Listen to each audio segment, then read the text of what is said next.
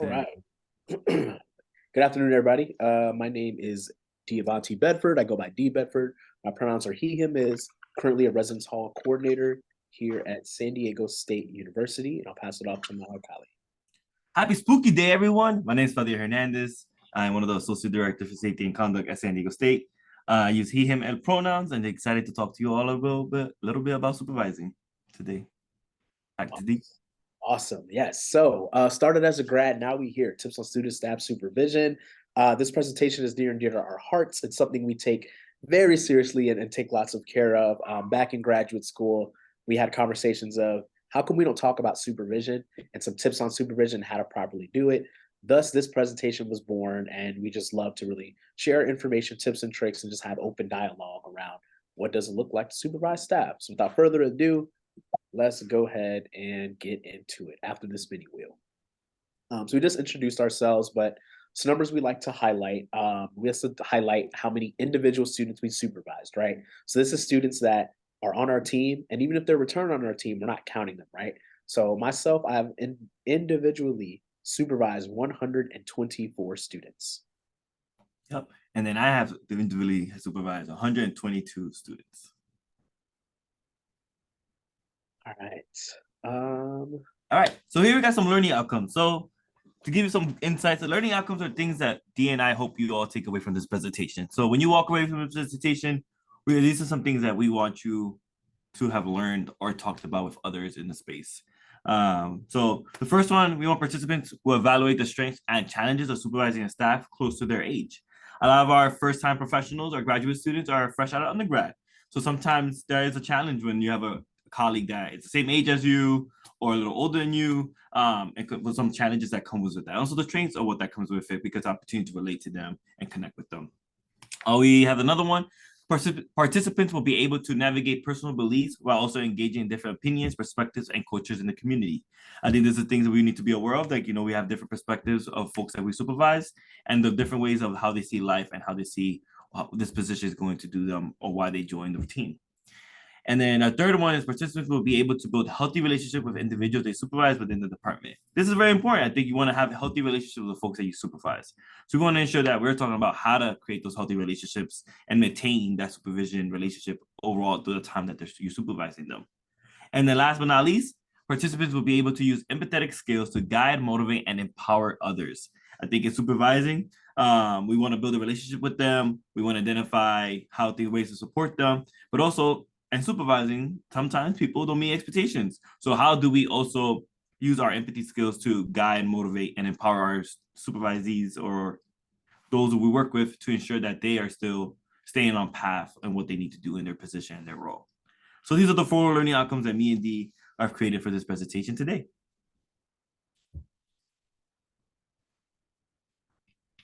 All right. So great news. You're a supervisor. Now what? So right here, this activity, we want you to take a minute to think to yourself, think about a past supervisor that you've had. Think about qualities that that supervisor possessed that you really enjoyed. And then also think about some things that you didn't quite as enjoy. And after we give you a minute to think about that, we're going to do a little share out. So you can just kind of share some of these qualities that you did enjoy and some of the qualities that you did not too much enjoy.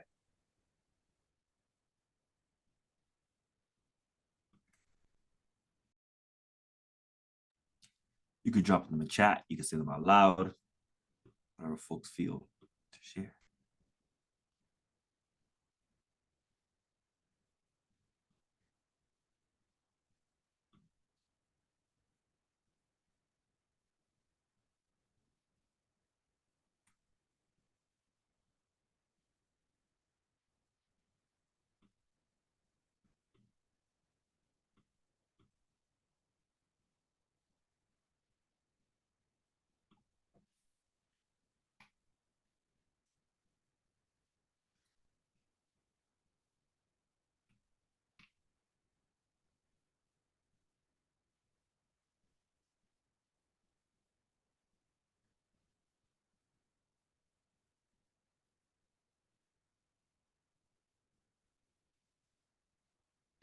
Right?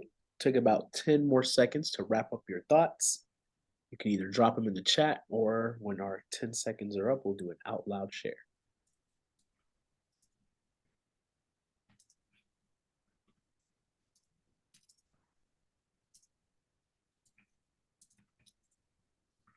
Okay. So we're gonna go ahead and jump into this chat first. We have someone that wrote in, I've always valued flexibility, communication, and trust.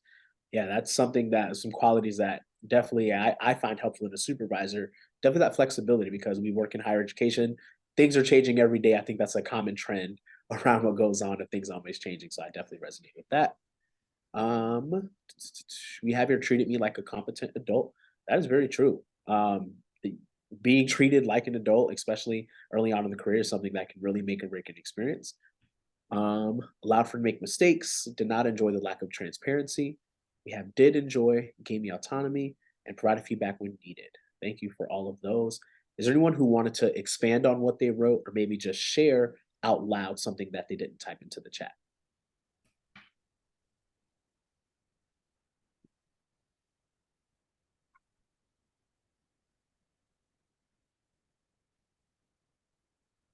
I know for me, I just jump in real quick.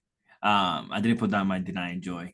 I was typing it, but I was like, let me just say it. So I know for me, some things I don't enjoy of a supervisor when I'm being micromanaged. Just like trusting me to, if you trust me to do my role and giving me an opportunity, or you give me this opportunity, it comes with some trust. And I think provide feedback as needed. So that's also taps into what I enjoy. So like if you give me that trust and provide that feedback as needed, it helps me also get the professional development opportunity to learn that skill and not, you know, be micromanaged and not given the opportunity to learn and also learn from my mistakes as well. So I know for me, that's something I didn't enjoy from a previous supervisor was being micromanaged and every little thing had to be passed or be reviewed. So I know that's something when I was early in my career, I was like, oh, that's something I didn't enjoy. So I try not to be aware of those things. So, or be aware not to do those things. I also don't like to micromanage people either because everybody was hired because we trust you and also you all were hired for a reason. For sharing. We have a hand up here, Daniel. Thank you. Yeah, I was gonna say for me, something I always enjoyed about supervisors previously were supervisors that did more than just the bare minimum and also encouraged growth and challenging myself because I felt a lot of my roles where I wasn't very challenged, I usually got either bored quick or was trying to find other outlets to expand that. So that was always something I enjoyed. And then something I didn't like was something you just spoke to was the micromanaging element was a huge thing for myself, or feeling like my questions or need for feedback was an additional stressor for them too. I've experienced that with a few supervisors in the past. Yeah, I feel you that, Daniel. Understand a lot of those. Thank you for those points. Thank you for those additions. All right, so we're gonna introduce Keep It Real. So when D and I, back in grad school in what year did we say earlier, D? What was the year you said when we took those pictures? 2017 was the last year. 2017. We sat together and I remember we were coming out of class and we both were supervising students for the first time. D was doing in student media, I was doing in the residence halls, and it was interesting to see the things that we were learning in the process. And then we were like, what are the like big four components when it comes to supervising our students? So we came up with Keep It Real, REAL. And in the next slide, I'm gonna show you what it means. So the first one is relationships. You know, supervising is a relationship. I don't know why folks forget that piece. Like you're building a relationship with those that you supervise. So it's important to have that relationship with them because it gives context for you how to support them. Also gives them also trust for them to ask you questions that they need answers to, and also for you to have open dialogue about the relationship you're trying to have with your supervisor, those that you supervise. When you build that relationship, it's important to set those expectations.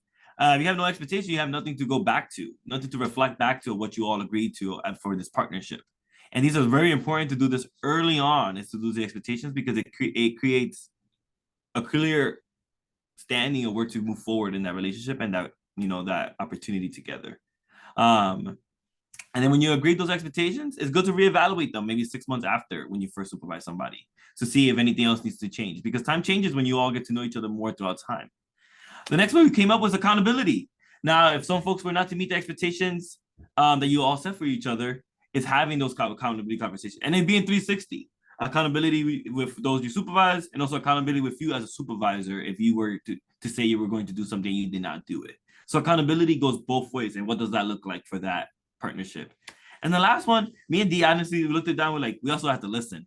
Sometimes as supervisors, you want to respond so quickly because you know what needs to happen. But sometimes you really need to listen to see what folks are trying to communicate with you to understand where are they coming from and where are the frustrations or the ideas are coming from for you to make a decision or also work with your supervisees and how to find a solution moving forward.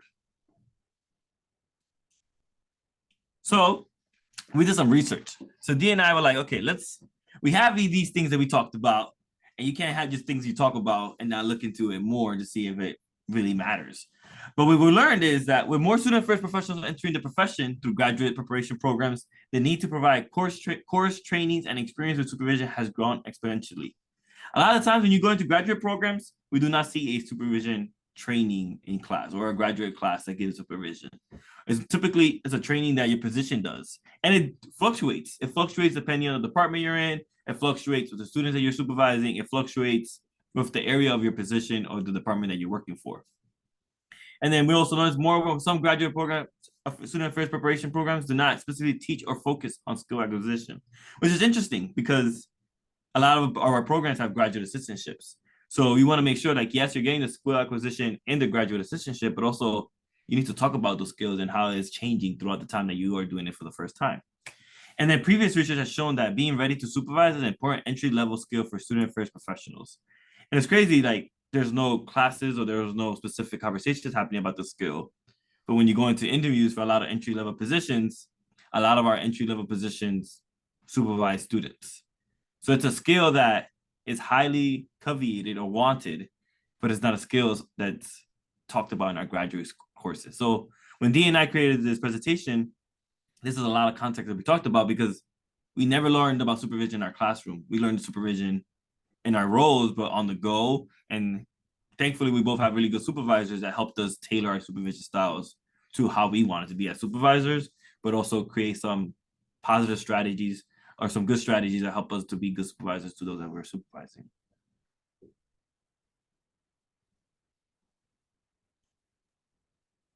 Right. Thank you for that. Relationships, that is the key foundation of everything. Could you imagine giving someone expectations and you haven't even introduced yourself yet? You haven't asked them, hey, welcome to the team. You haven't welcomed them to the team and given them kind of that warm feeling of you're there for them first, right? So that is why R in relationships comes first. And we back this up with the 4 aspects of mattering. Sorry about that. Attention, feeling that one is noticed, importance, a belief that one is also cared about. Dependence, a feeling of being needed, and then ego, the extension, the feeling that someone else will be proud of what one does or sympathize with one's failures. So using this theory, that's a way that we backed up how we feel about relationships. But just put yourself in those shoes and think about being held accountable or giving some expectations and not being listened to because you don't have that foundation of a strong relationship with who your supervisor would be. So when you think about the keep it real model, it really is set up in a way that you build off one off of another, but it's also not set up in a way where it's completely rigid, where you have to spend 3 weeks or 1 week on relationship. It's not like that. It's just making sure you spend intentional time to get to know whoever it is that you're supervising. Danger zone, expectations, especially when it comes to students, you're going to mention expectations.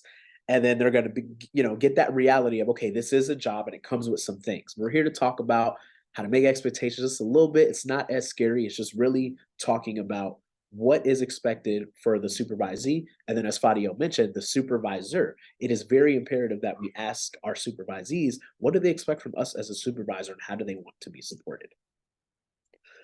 Sorry about that. So their expectations, we have here another piece of research that we pulled out. Any event or non-event that results in changed relationships, routines, assumptions, and roles. So we want to make sure that our expectations cover kind of all of these things. And one of the main things and expectations you want to talk about is job. You want to talk about communication. How are we going to communicate with one another? Is it appropriate to text past a certain time? Do we not text at all and we only use GChat?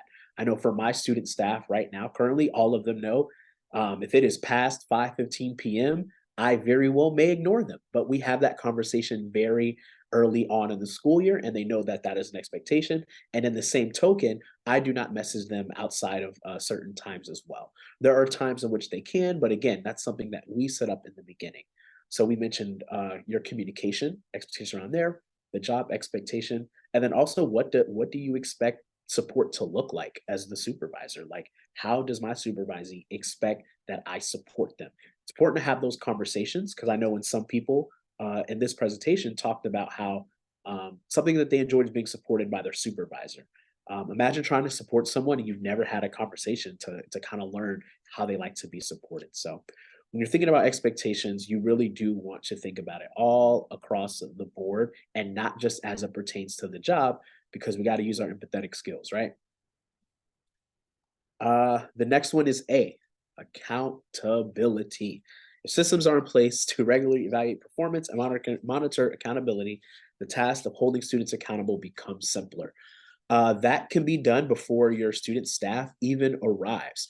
What does accountability look like? Do we use a step model where it's a 1-2 strike? Do we use a document model where we do different documentations on different things? You really have to have your system set up before they get there. That way they know what accountability looks like and nothing is sprung up on them on the last minute. When you're also thinking about accountability, one thing that you really want to think about is how can you maintain that accountability across the board? Is one student held to a different standard to another? If so, why is that? Is that fair? How will that look to the other students? So it's really ensuring that your accountability measure is fair and it goes across the board. When you do have to hold a student accountable, it's much easier once you have that relationship and you've outlined those expectations. As Fadiel mentioned earlier, going back to those expectations and revisiting them as that relationship grows, that way when it is time to hold someone accountable, you all are on the same page and up to date as possible because we don't want to make sure that we are being fair when we are holding our students accountable. And then last but not least, listen and learn. I think this is like such a simple thing that a lot of folks talk about overall in all the fields, in life and relationships. I know for me, sometimes when I get into a disagreement with like a loved one, sometimes I'm like, let me just listen to what they got to say. Because I already have coming things to respond to. I already have things to say. I already have things I want to talk about. But I think early on is really challenging yourself to really first ask that question, and then ask the question like, what happened? What happened and what is causing for us to be here, or what are you feeling? I typically start my one-on-ones. I'm like, how are you doing? How's life? How's everything? And then I try to be silent for at least 5 minutes and just really listen to see what they have to say to me, because I get an opportunity. They might have some things that they've been thinking about for a while, some things they want to get off their chest, or honestly, they just most of the time, 99% of the time, or 90% of the time, is like they just want to talk to say like, oh, my weekend was this, and they're just excited to share about their lives. But I think when a student has a concern or voicing concern, it's hard sometimes to just listen, but I think it's important that we do, because I think sometimes they give us perspective of what it's like to do the job that they're doing. So oftentimes when they trust a supervisor with a private conversation, they just need a listening ear to vent. And sometimes we have to provide that space as supervisors. The second part is to listen when a student raises concerns. In our head, well, we often sometimes keep certain things from students because it doesn't concern them. However, if the topic isn't sensitive, it's important to have a developable conversation about it. Sometimes giving them context is important. Letting them know, like, this is why things happen to a reason. So example, at our front desk here at San Diego State, we do not let our DASMs do homework. And some of the DASMs have questions about why can't we do homework. And then they share like, oh, I want to do, like, I need to do my test, I need to do my exam. And I give them the space to vent. And then I give them reasons behind them. Like, we've done this in the past, and typically what happens with students have homework or essays or they open a finals, it's hard for people to break focus. So sometimes when you're listening, it's good to give context to your students so they know where you're coming from and why things are in place. They might not understand the rule of the policy, but rather than saying I'm the boss, it's more giving them context so they know that you're actually trying to like work with them and seeing how to create a learning opportunity for them as well. So listening is such a simple things, but I know for me as a supervisor, I challenge myself. I'm like, hey, Fadiel, don't respond. Give them like 5, 6, 7 minutes. Just really listen to what they got to say, because I might learn something from that conversation that I never thought about that role. And it's something that when Dean was talking about, when you have that expectations, you have that relationship, the listening develops the relationship more because you really get to know that person more and really get to know their specific needs. And the 122 people and the 124 people that D has supervised, each of their needs are different. And some of our students have common trends of what they need. Some people really need structure. They're like, okay, I need my deadlines up front. I need to know what days I'm required to be here. Some people like to talk through things through more. They like to talk about like, I'm gonna have this challenging conversation with a student. I want to talk to you about how I'm gonna bring it up. How am I gonna go forward with this conversation? How am I gonna address the behavior? So listening also gives you context of the different people you supervise and what they need in the space. And sometimes similar students have similar needs. So then you create a trend that works for your entire team. And don't come in with a plan, because sometimes your plan is already scratched. Because if you give the space for listening, it'll tell you context of really what works for your team and for you as well. All right. So now we have got to the presentations where we're talking about some real life experiences, because we all supervise. So we want to give space for everybody in the space that wants to talk about any questions or any topics about any challenges with supervision, any champions about supervision, anything they enjoyed about supervising, and just have like an open conversation or answer like any general question that folks want to talk about.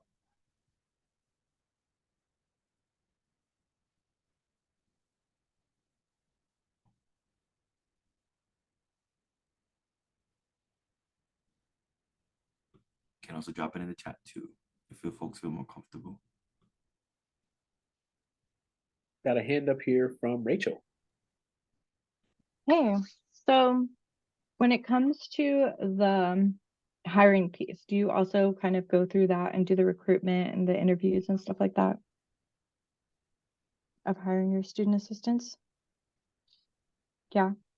So something that I find myself doing, because when you're hiring student assistants or student workers, it's a little different than like, you know, hiring for like a staff position or employee position or like a job elsewhere in you know the working world. Because the idea is to give them experience, right? Like a lot of the student assistants that come across us, that they don't have a lot of experience, of work experience. So how do you find yourself kind of gauging, you know, somebody who doesn't have a lot of background experience, what the expectations of the job are? Like, do you have a lot of jobs that require a lot of experience, or it's great to have beginners? And then like when you come across kind of like that underdog applicant who you're like, you know what, this would be really good for them. Like it doesn't, you know, the other person kind of sounds like they'd be better suited, but maybe they're too overqualified. Like, how do you kind of navigate that? I think that a lot happens with our student leaders, our ACAs. We have our third years that a lot of them want to reapply. And then we have our first time freshmen that want to apply too. And it's a balance because you want to ensure that because I feel like if the same student leader got the same 3 years, then never a first year or a sophomore never gonna get an opportunity until they graduate out. So it's like passing of the torch, you could say. Like, you know, you got these 2 years of experiences. And typically it's an opportunity to give another student leader the opportunity to be in their role or learn from the opportunity. Because if we give it to the same folks, then we're never going to build upon our community and also give opportunities for others to get the professional development that they want or are looking for in this experience. I know another example is in our assistant coordinator role. So our current graduate students are full-time professionals, and a lot of our students, there was a lot of applicants, but we prioritize our graduate program here at San Diego State. And that's us reinvesting in the position. It matches what you're learning in the classroom, and it's matching what you're doing in the workload. So I think that was another one where we had a really good candidate. They weren't in the higher ed program, but we had another candidate that wasn't in the higher ed program. We went to the higher ed program because they were more of an investment that related to their program. So I think that when it gets a little complicated is when you have positions like that. But I think it's balancing the need of your team, but also understanding like you're also don't want a bunch of extroverts either. You want a mix of extroverts and introverts. You want a mix of strategic and futuristic. You want a mix of, I'm trying to think of other components. Oh, I want a very diverse staff. So I want to make sure that I have a group that's very diverse of different perspectives of life. So those are things that I looked at as a supervisor when I was recruiting and developing teams, because I want to ensure that our team is looking like our student population. And I wanted to reflect our student population, because you never know which student in your community is looking for that student leader that looks like them. that can inspire them to also be a student leader as well. So I know that's what some components for me when I do look for recruiting or creating a team, some things I take into consideration when putting my team together. And I'd definitely like to add a very small smidget to that. When you talked about like technicality of the role, how much does that matter? I'll take it back to when I was in student media. There are some roles where if you do not know how to work audio equipment, it's going to be really hard for you to be successful in this role. But what I would do is encourage them to apply to other positions within our area that didn't require as much as those technical skills because they were the underdog, because they had that want to, because they had that. So it's just being open and honest, like, hey, I know that you want to work here in student media. However, we need someone right away that can go out to an event and DJ an event for 3 hours. So we can give you that on the job training, but I would rather you apply to this here so you can get in with us and then we can train you on other things and possibly move you around as we go. And like they said, you can still add them training to the piece. So like if they really wanted that position that you talked about, like the first position, then you could put them in a position that has more basic level skills needed, but they can still get the training throughout. Because even when you're at a job, doesn't mean training stops. I don't know if people forget that. Like the training is not going to stop if you're in a company already. Like if you're in the company and you're around people that are doing these things, naturally, if you're interested, you're also going to learn these things and opportunities of a conversation, lunch, and time after. So I always tell people like, just because you're starting in like one of the entry level positions doesn't mean you can't step into a mid level position later because you're getting all the soft skills and a strong understanding of that organization that can give you so much more insight than applying later and doing something different.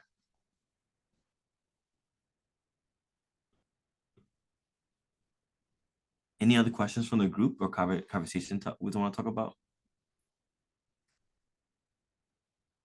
I have one thing that came to mind, and sorry, I'm a little bit sick today, so my voice isn't great, but I do a lot of hiring with students who are in their second year and they're recruiting. I involve them in the recruitment process for our first year students, and sometimes our second year students have existing relationships with their peers in the other cohort, and so something we talk about a lot is, the students ask me every year, how much should I be taking into account what I know about this person outside of the application process? And that's a hard thing because it's imperfect. And no matter what, like I've been in search committees that were for provost level positions, faculty, staff, whatever. And obviously in those contexts, we always stick to, telling the committee we can only consider what they've submitted in their application. If you have a conflict of interest, you should not be on the search committee or you should leave.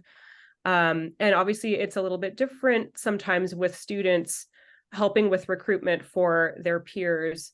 And sometimes they don't have the faculties to be able to turn that off or turn off certain knowledge that they have about students. And so we have that conversation all the time of what is appropriate. And I always tell them, like, just try to do your best. It's impossible to get students in our second year cohort that are not going to have any relationship, right, with the first year students. And so how have you all kind of navigated that conversation, trying to make sure that you have a fair process and knowing that our students do know each other when they're in that kind of context?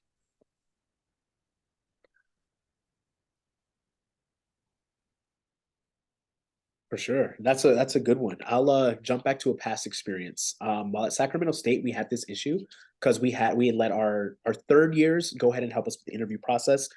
Our housing community is really small, so they get to know everyone that's in the application process. So one of the first things we did was we implemented a blind scoring system, which sounds kind of obvious, but it goes down to a little bit deeper. With the blind scoring, they all got applications that they got to score without seeing the names, so they were able to just put in those scores. The second thing we did is we actually did have a training on how to score during an interview.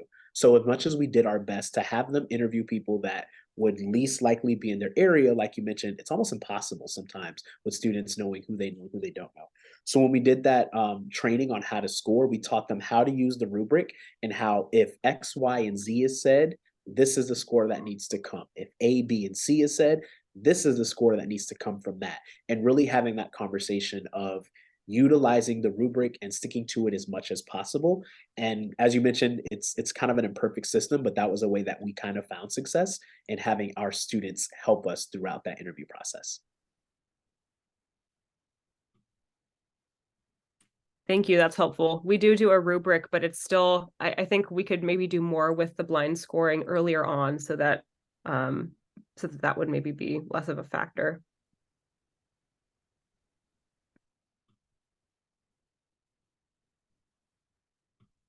We do have a student evaluation process. I think these right now are in the midst of it too right now.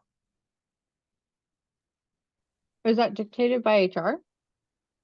I don't know. It is not. That one is our homegrown in-house system that we use for rehiring our student leaders. Okay, so that's what I was wondering, because like I've never been told like, hey, here's a student evaluation process. So I was wondering like what you guys use.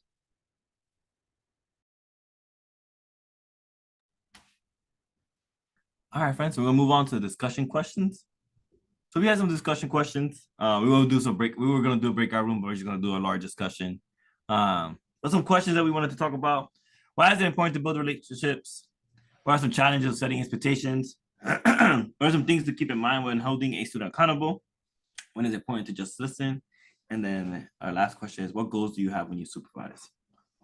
So we could kick off with this first one. Why is it important to build relationships? And folks could drop it in the chat. Me and D can also, if folks want to say anything out loud, all things work for us. I know we mentioned some things early on, but we wanted to see, is there any points or reasons folks want to share?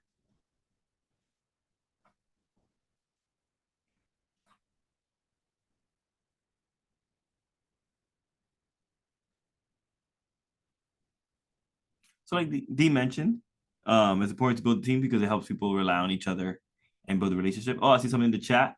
Build a team who, yep, exactly. Building a team who can rely on one another and work together to get the projects done. Exactly. And I think also we talk about is also when crisis or when support is needed.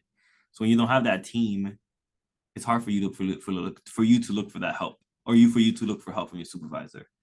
So that's why it's so important to have the relationships or build the relationships early on too, is that they know that they have that open relationship with their supervisor to further support each other in the process.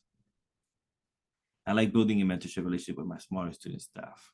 Okay, I like that too. I think also for me, a hard lesson being a supervisor is that I wasn't going to be everybody's mentor, and being okay with that. Even supervising like my 17 student leaders, I couldn't be. Everybody didn't want me to be the mentor. They just wanted me to be the supervisor. They all really wanted me was to tell them the deadlines, what they needed to do, and check in with them. And then naturally, some relationships were deeper than others, and that's going to happen in any relationship you have.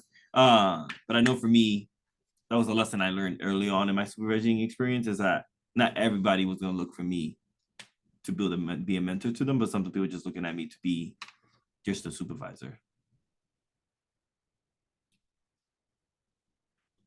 Daniel, relationship building also helps establish what type of resources that your supervisors can expect from you. Professional, emotional, and informative. I think that is a big one too.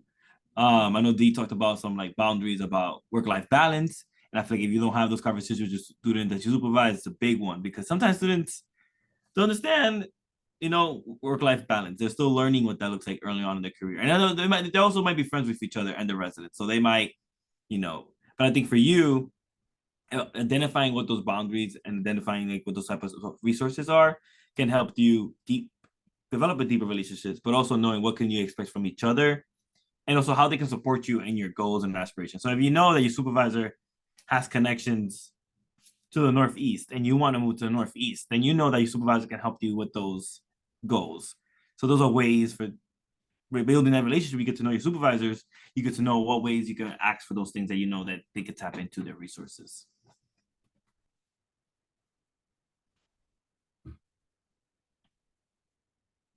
All right. So what are some challenges of setting expectations?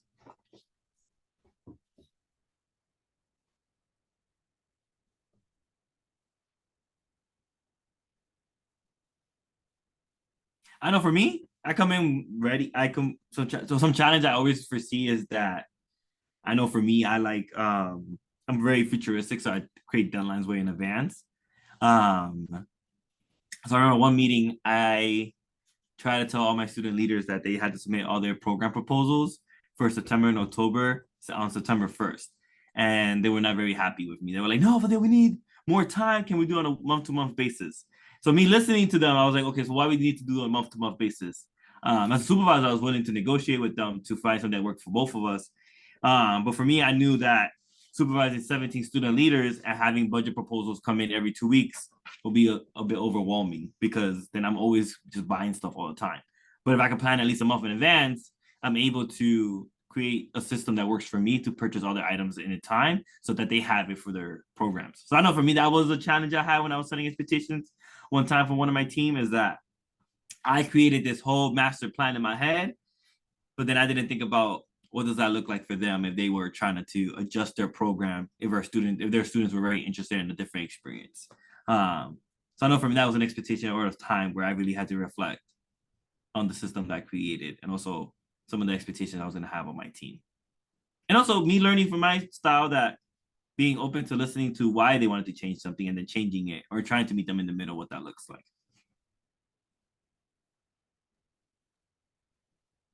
I can comment on this a little bit, and I'm sorry I have to go in a couple minutes for a student meeting, but one thing that I struggle with a little bit with the accountability piece, and I know this is also because of the program that I support. So I work at UC San Francisco for a specific program, a doctoral program. And so it's just that program. They have a very intense curriculum that's all year. And so something that I struggle with, and some people might be able to relate to this too, is just I don't have really the same familiarity with the curriculum and the demands of the curriculum that other counterparts in student affairs who are supporting the faculty do. And so sometimes I might be trying to, hold students accountable to submit something on a certain time, but I don't know that they have a certain exam that's like a clinical and they have to do a patient simulation. It's very demanding. And so sometimes just not, depending on the structure of your organization, you may not have the access to what the students are actually being asked to do from the curriculum. And we tell them their academics come first.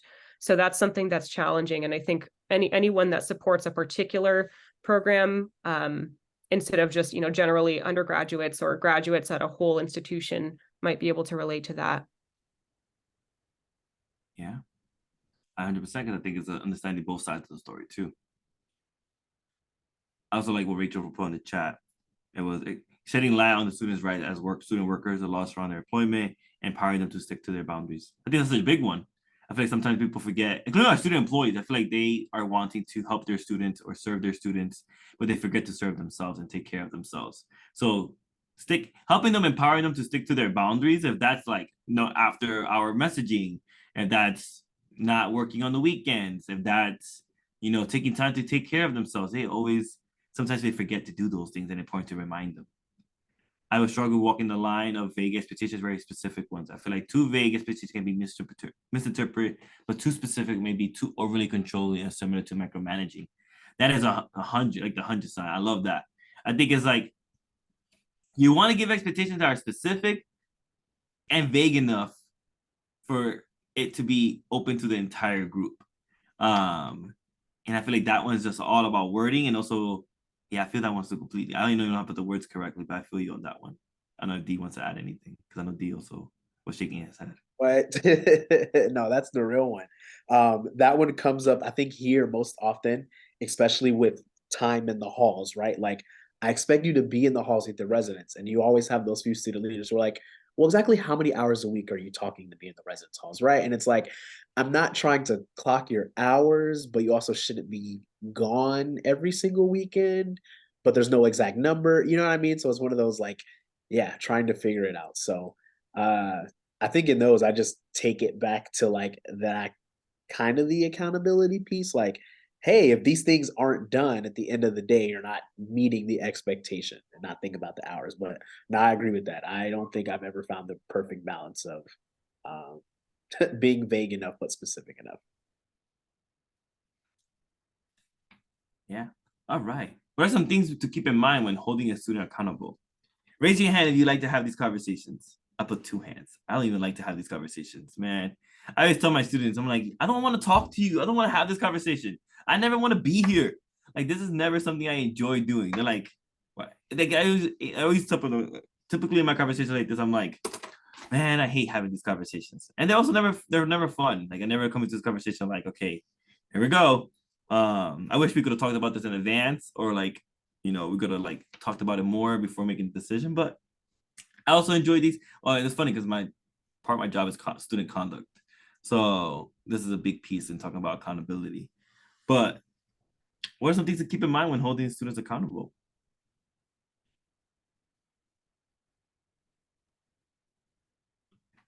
I know for me is first checking on them as a person. I think we don't have to jump in straight into the business.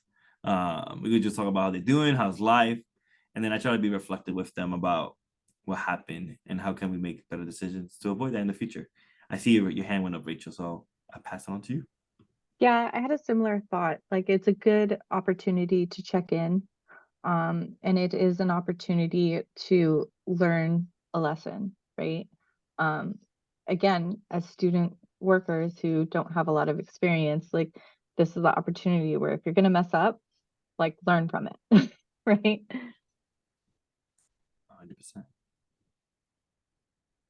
I know one thing I try to keep in mind when I'm holding accountability is, did this mistake that person A just did that mistake already happen on the team? And if it did I do the same thing I'm about to do right now the first time? I know not very, but pretty early on, I know I've made that mistake, especially as an early on supervisor, of holding someone accountable differently for the same exact thing as someone else.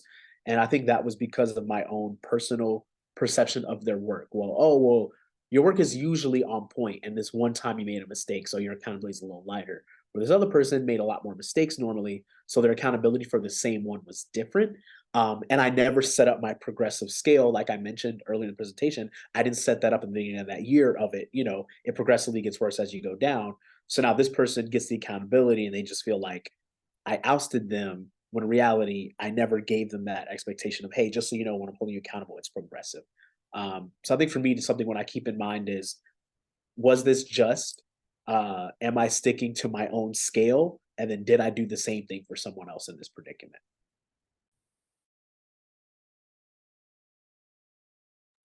And I used to hate these conversations, especially as an early professional. Now I genuinely don't mind them because I don't know. I could be wrong, obviously, in my own head, but I really do feel like when I introduce a staff and I bring them on the team, I feel like I've gotten a lot better at being more upfront about what is expected. And then as the school year goes on, I consistently check in and say, hey, like, I notice you're slacking off on this. Like, where do you need support? And keeping the training wheels on a little bit longer.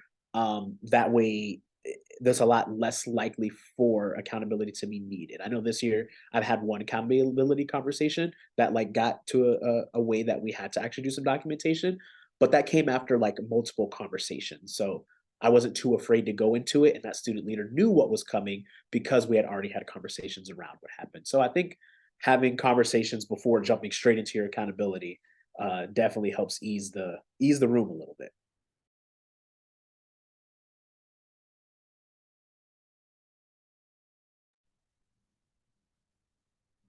All right. When is it important to just listen?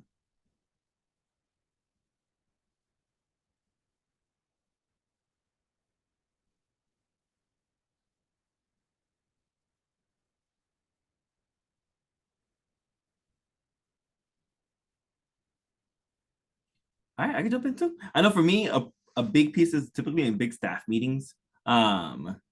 I feel like when I bring a new idea forward, or when we're talking about like move out, or talking about keys, or when I'm collecting feedback, those are spaces where I really like. We have lunch with our DASMs next week, and I enter that space just to listen because don't want to come in giving counter arguments because I know that they know them already. So sometimes I don't want to give those counter arguments. I just want to listen to see where they're coming from and really ask some intentional questions. Because I don't want to steal away from the opportunity for that student to learn about that process too. And also for me to learn something I have not known. So those are spaces I come in already, like automatically, like I'm coming in, I'm like, I'm not gonna respond back. I'm just want to listen a lot to get context of what's happening in this space. So I know for me, next week when we have our the DSM luncheon on, I really just want to listen to their experience as DSMs. Like what's going really well, what do they enjoy, what do they not enjoy, what ideas they have, if there is any concerns or issues they're seeing, like what solutions they have, and seeing like those could be realistic. Giving them some more context too, if they don't understand the whole context of why things happen, then giving them those contexts and seeing like what ideas or solutions they might have too. Because I think it's different when you don't do something day to day, but when you really do it to day to day, you can really see some of those like loopholes, or not loopholes, but some of those places that could be much simpler and much easier. Diane says students experience a lot of stress and anxiety, experience to ask what's going on, and they seem like they might not their usual selves. Yeah, Diane is a big one. You just want to listen to them to see what's happening in their lives. You can learn so much, like something, life doesn't stop. Like school work is happening, but life is not going to stop. And having those checkpoints to let them, you know, have like just a vent or have a listening ear can create such an important space and deeper relationship between you and those you supervise, including when they're also going through classes as well.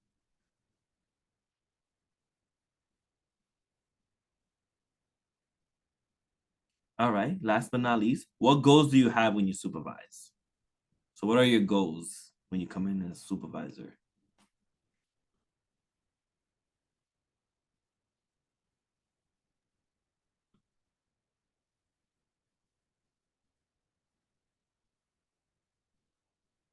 One thing I internally try to do is, not internally, but I do ask this question towards the end-ish of the school year when it comes to student staff.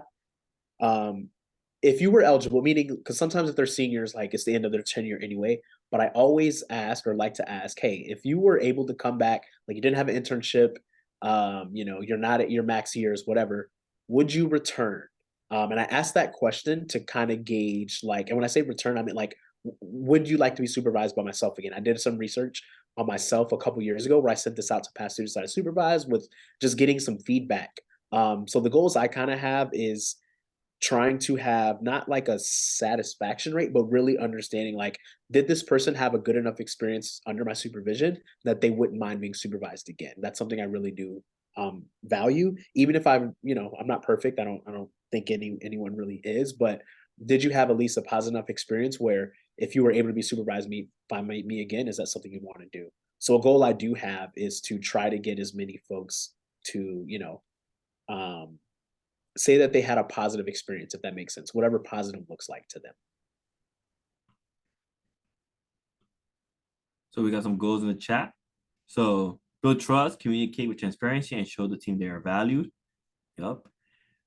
Provide them a space to grow, learn, and navigate a new job. Provide them experience to add to their resume. Allow them access to me and our team and our knowledge and support when needed.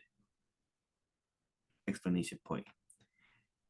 And Daniel, my goal is to always have the supervisor leave me better off, whatever that definition for them may be, than they were prior to having me as a supervisor. Whatever that better off be growth in particular skill, learning a new field or about an area that didn't know before, or building a new personal professional relationship. Daniel put down everything. He said, bam, dropping knowledge out here on Halloween 2023. No, I think those are all great goals. I think at the end of the day, when you go out and become a supervisor, you do have a goal for yourself. And I feel like when you're about to become a supervisor or you are a supervisor, it's always good to do a 6 months check-in to see what goals you have for your supervisor, for yourself in those 6 months. And I feel like we have a lot of great goals. A lot of us, it seems like when you become a supervisor, you want to build trust. You want to build transparency. You want to help the folks that you supervise be in a better place they were before they became under your supervision. And also communicating that for those that you supervise, like, hey, I want you to have a great experience. I want you to learn from this experience. And also, if we build a relationship throughout this, that is amazing as well. But I want you to walk away with a skill of a good experience from this experience that we're all in here together. And it's a great honor to also get the opportunity to supervise people and work with them on a day-to-day basis. So on to the next slide.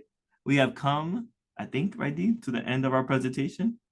These are some references that we have. And I'll pass it to Dee to close us out today.